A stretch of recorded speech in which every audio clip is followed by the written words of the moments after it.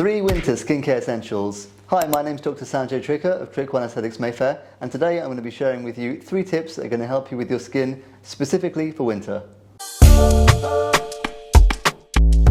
Number 1. Intense Pulse Light. This type of treatment is really good over winter because we can't do it if you have a tan, which rules out most of summer for a lot of people.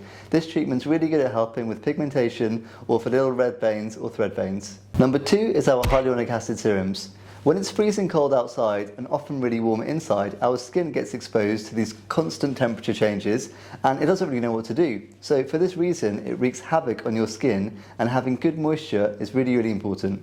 Number 3, our at-home topical vitamin A derivatives. This is a fancy way of saying our retinols or our retinaldehydes or even prescription strength level creams that are going to really help the skin improve over winter. Bonus tip, if you're looking for something that's a bit more of a quick fix, injectable treatments are a bit of a shortcut and a cheat with this because it's a sort of treatment where you could receive something today and get a huge benefit within 2 weeks. Within the world of skincare, there aren't that many options to give you that faster turnaround beyond injectable skincare treatments. For example, Profilo or a Density one.